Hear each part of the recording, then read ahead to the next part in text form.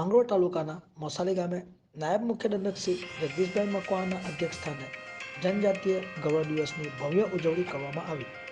દેશ અને રાજ્યભરમાં ભગવાન બિરસા મુંડાની 150મી જન્મ જયંતિની ઉજવણી થઈ રહી છે।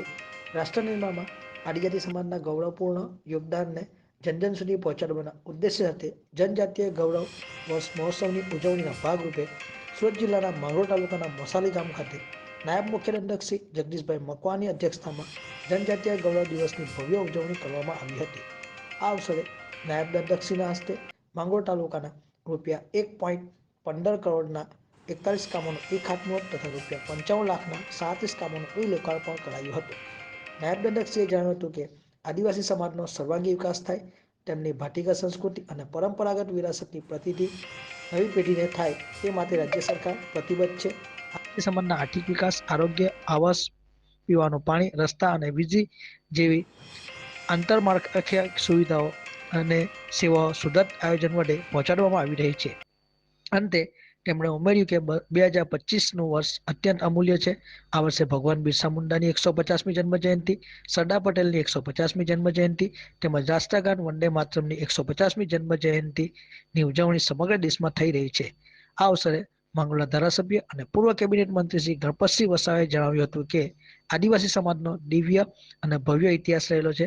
આઝાદીની લડતમાં અનેક આદિવાસીઓએ પોતાના પ્રાણોનું બલિદાન આપ્યું છે। આ તકે તેમણે આદિવાસી સપૂત બિરસા મુંડા સહિતના એવા અનેક નવલોહિયા સ્વતંત્ર સેનાનીઓના બલિદાનોને યાદ કર્યા હતા। આ અવસરે નાયબ દંડકશ્રી સહિત ઉપસ્થિત તમામે વડાપ્રધાન શ્રી નરેન્દ્રભાઈ મોદીનો નર્મદા જિલ્લાના ડેડિયાપાડાના જનજાતીય ગૌરવ દિવસની રાષ્ટ્રીય કક્ષાની ઉજવણીના કાર્યક્રમનું લાઈવ પ્રસારણ સૌએ નિહાળ્યું હતું। આ પ્રસંગે મદદનીશ કમિશનર શ્રી રાહુલ બારડ, નાયબ જિલ્લા વિકાસ અધિકારી શ્રી પ્રણવ વિઠ્ઠાણી, સામાજિક સમિતિના ચેરમેન શ્રી અમીષાબેન પરમાર, જિલ્લા પંચાયત સભ્ય શ્રી દિનેશભાઈ સુરતી, અફઝલ ખાન પઠાણ, અગ્રણી સર્વશ્રી દિલીપસિંહ રાઠોડ, રાહુલભાઈ ચૌધરી, સુરેન્દ્રસિંહ ખેર, સંયોજક શ્રી દીપકભાઈ વસાવા, તાલુકા પ્રાથમિક શિક્ષણ અધિકારી શ્રી માંગરોળ બીઆરસી કોઓર્ડિનેટર શ્રી, મામલતદાર શ્રી, તાલુકા વિકાસ અધિકારી શ્રી તથા મોટી સંખ્યામાં ગ્રામજનો ઉપસ્થિત રહ્યા હતા।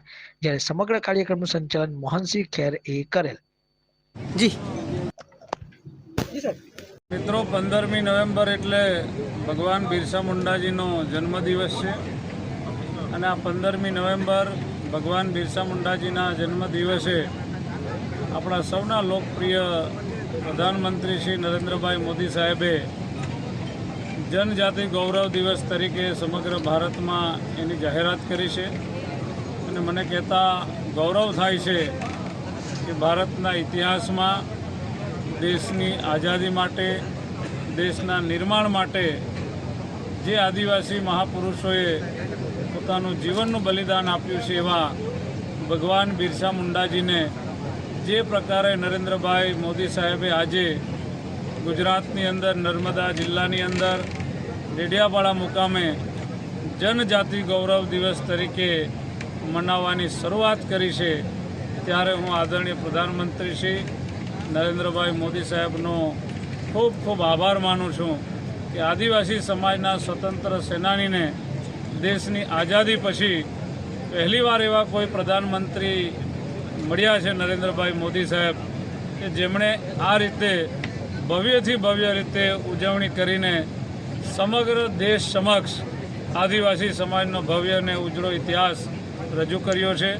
ત્યારે એના જ ભાગ સ્વરૂપે આજે માંગરોળ વિધાનસભાની અંદર પણ અમારા ગુજરાત વિધાનસભાના મુખ્ય દંડક શ્રી જગદીશભાઈ મકવાણા સાહેબ મુખ્ય મહેમાન તરીકે અહીંયા પધાર્યા હતા।